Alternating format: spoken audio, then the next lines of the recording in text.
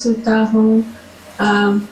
और कोई कहता है कि बस बुक नॉलेज, वो सबको बुक नॉलेज ही ज़्यादा प्यारी लगती है। शिवहम।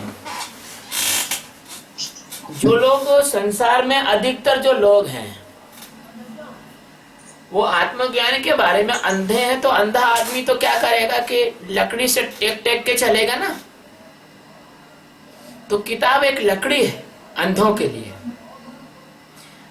अब किताबों में भी बहुत कम किताब ऐसी हैं कि जिनमें वास्तव में देखा जाए तो जिनको पढ़ के ज्ञान की तरफ कुछ थोड़ा बहुत रास्ता मिलता होगा, ऐसी बहुत कम किताबें हैं। क्योंकि संत आए, महात्मा आए, उन्होंने अपनी वाणी बोली, तो उन्होंने कोई किताब तो खुद अपने हाथ से लिखी नहीं किसी के लिए। वो तो आए और शिष्यों से बातचीत करते रहे। तो हमारे यहाँ पर एक परंपरा चली प्राचीन काल में, उसको कहते हैं श्रुति। श्रुति यानी संत ने बोला और आपने सुना, तो सुनकर आपने जो समझा वो श्रुति है। और आपने सुनकर जितना आपको याद रह गया वो स्मृति है। पहले वेद उपनिषद कंठस्थ करवाते थे, याद करवाते थे। आज भी ऐसा चलने लगा।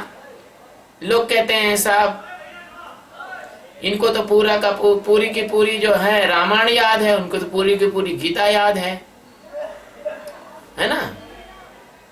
तो ये क्या है, ये पहले किताबें छपती नहीं थी, किताबें थी नहीं। भोजपत्र ताड़पत्र पर कुछ लिखा जाता था, बहुत दुर्लभ था लिखना करना, बड़ी उनको संभाल के रखना भी बड़ा मुश्किल था। कालांतर में फिर बाद में कागज का आविष्कार हो गया, फिर लोग किताब लिखने लगे। लेकिन फिर भी संत खुद किताब कभी नहीं लिखते थे। संत तो सिर्फ बोल देते थे, और बोलना भी ऐसा नहीं था कि सार्वजनिक बोलते हो। संत तो किसी जिज्ञासु के चुपचाप से कान में देते थे, क्योंकि राज विद्या है ये। चुपचाप से बताते थे, तो उसमें कनफुक्का गुरु शुरू हो गए। उन्होंने संत महात्मा की नकल कर ली। एक टॉवेल कपड़ा शिष्य के ऊपर डाल देते हैं, कान में मंत्र बोलते हैं, कलवत कुर्र, तू मेरा शिष्य मैं तेरा गुर्र, काना माती कुर्र, मैं तेरा, तू मेरा शिष्य मैं तेरा गुर्र, थारी तेरे जेब में जो पैसे हो मेरी तरफ धर, तू चाहे जिए चाहे मर। इस प्रकार से लोगों ने नकल करना सीख लिया। अब नकल करने सीखने में क्या हुआ कि किताब के लिखने वाले को यह ज्ञानपीठ पुरस्कार देते हैं भारत में। जो किताब लिखता है वो ज्ञानपीठ पुरस्कार, उनको ज्ञानी समझते हैं ये लोग। जो कोई किताब अच्छी लिख देता है मोटी लंबी, उसको ज्ञानपीठ पुरस्कार और नोबेल प्राइज दे देते हैं, वो चाहे आता जाता कुछ ना हो। आत्मज्ञान तो है नहीं और किताब लिख दी, क्योंकि किताब लिखना तो बहुत आसान काम है। हमने ऐसे लोगों को देखा है जो बहुत अच्छी सुंदर कविताएं लिखते हैं और लाखों लोग ताली बजाते हैं कवि सम्मेलनों में जिनके सामने, और वो क्या करते हैं, शराब पी के कविता को पढ़ते हैं, शराब पी के आते हैं स्टेज पे। तो बात तो हंसों की और जीवन कौओं का। तो बस इसी तरह से जो लोग हैं, जो किताब गीता पूरी याद कर लेते हैं और आता जाता कुछ नहीं है, गीता याद करके अहंकार से भर गए, हमको तो पूरी गीता आती है, आता जाता कुछ है नहीं उनको। अरे गीता का तो एक श्लोक का आधा हिस्सा भी अगर जीवन में उतार लो तो आत्मज्ञानी हो जाओ। गीता का एक आधा श्लोक भी जीवन में उतार लो तो आदमी आत्मज्ञानी हो जाता है।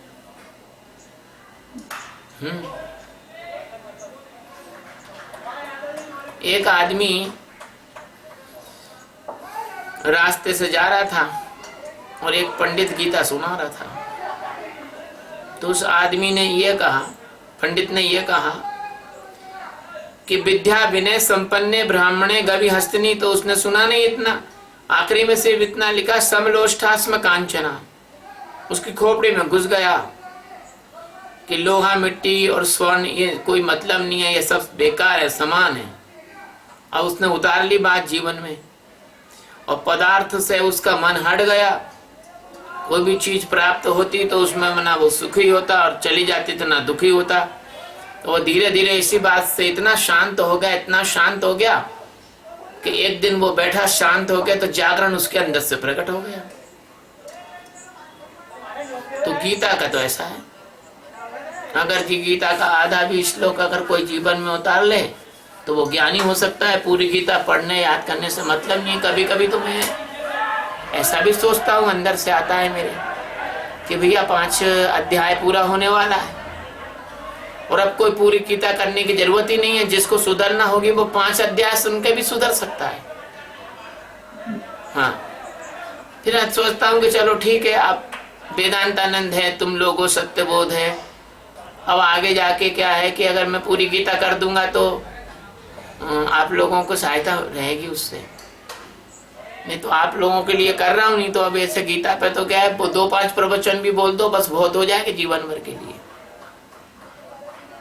तो पुस्तक पढ़ने और पुस्तक के गुलाम होने से ये समाज गलत दिशा में चला गया है।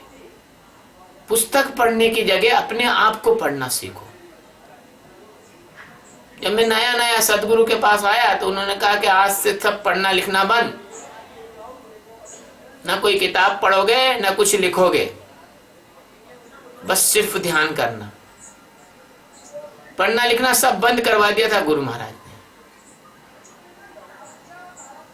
इसलिए जो पुस्तक पढ़ते हैं वो पुस्तकों के गुलाम हैं। और पुस्तक पढ़ने में भी कई तरह की बात होती है। कुछ लोग पुस्तक पढ़ते हैं टाइम पास के लिए, कुछ लोग पुस्तक पढ़ते हैं पुस्तक में से तर्क ढूंढ के दूसरों को उससे बहस करने के लिए, कुछ लोग पुस्तक पढ़ते हैं इसी के लिए कि हम किसी से बात करें तो ये पुस्तक का संदर्भ दे सकें। और कुछ लोग बेचारे वास्तव में गरीब पुस्तक पढ़ते हैं ज्ञान ढूंढने के लिए। और कुछ लोग पुस्तक जो हैं पुस्तक की अलमारियां की अलमारी भर के अपने घर में रखते हैं लोगों को दिखाने के लिए कि देखो हमारा कितना बड़ा पुस्तकालय है, हाँ? ताकि कोई आए तो उसकी खोपड़ी पर एक भजन हो जाए तुम्हारी किताबें देख के कि आदमी तो बहुत पढ़ा लिखा मालूम होता है, इससे क्या बात करें। इसलिए ज्ञान अलग चीज है, पुस्तकी ज्ञान अलग चीज है। पुस्तकी ज्ञान सब माया के अंदर है और ज्ञान जो है तुम्हारे आत्म स्वरूप का स्पष्ट रूप से प्रकटीकरण है। इसलिए जो आदमी कहे कि मुझे गीता पूरी याद है उसके तुरंत हाथ जोड़ लेना, क्योंकि गोरखनाथ जी ने कहा है कोई योगी कोई वादी कोई विवादी योगी को बाध न करना और 68 तीर्थ समुद्र समाये योगी को गुरुमुख झरना। दुनिया में तरह तरह के लोग हैं, अपने को अपने गुरु महाराज जो सिखा रहे हैं उसके उपदेश के हिसाब से ध्यान वगैरह करके और अपने जीवन को मुक्ति की ओर ले जाना है और ना कि उलझा के और बुद्धि के स्थल पर एक जंगल में उलझ के झाड़ियों में मरना नहीं है। शिवोहम। गुरु जी, अच्छा आजकल तो कुछ लोग कर्म कांड में डूबे हुए हैं, वो सब लोगों के लिए मैसेज क्या है? देखो बेटा, हिंदू धर्म के 3 कांड हैं, कर्म कांड, उपासना कांड और ज्ञान कांड। एजुकेशन के 3 लेवल हैं, प्राइमरी एजुकेशन, मिडिल एजुकेशन और हायर एजुकेशन। तो जो कर्म कांड है वो प्राइमरी एजुकेशन है। लेकिन अगर तुम किसी क्लास से पास हो गए और उसी में बैठे रहना चाहते हो कि हम तो 8वीं पास हो गए ना, उसी में रहेंगे, हम 8th स्टैंडर्ड में ही रहेंगे, नहीं जाएंगे, हम यहीं पढ़ेंगे, यहीं रहेंगे, तो आपको पागल की श्रेणी में रखा जाएगा। कबीर साहब ने एक बात कही कि मूर्ख को प्रतिमा परमेश्वर, मध्यम को अवतार कथा, उत्तम को सतगुरु परमेश्वर, जहां देखें वहीं ब्रह्म यथा। जो मूर्ख हैं वो उन लोगों के लिए हमारे ऋषि मुनियों ने इसलिए कर्मकांड बताया कि कम से कम भगवान की पूजा करें, मंदिर की पूजा करें, पाठ वगैरह करें, तो उससे क्या होगा कि कम से कम उनका नेगेटिव तरफ ध्यान तो नहीं जाएगा। आदमी को तो कुछ करने को तो चाहिए, फालतू तो आदमी बैठ नहीं सकता। ये देखो पीछे क्रिकेट खेल रहे हैं, गालियां दे रहे हैं एक दूसरे को।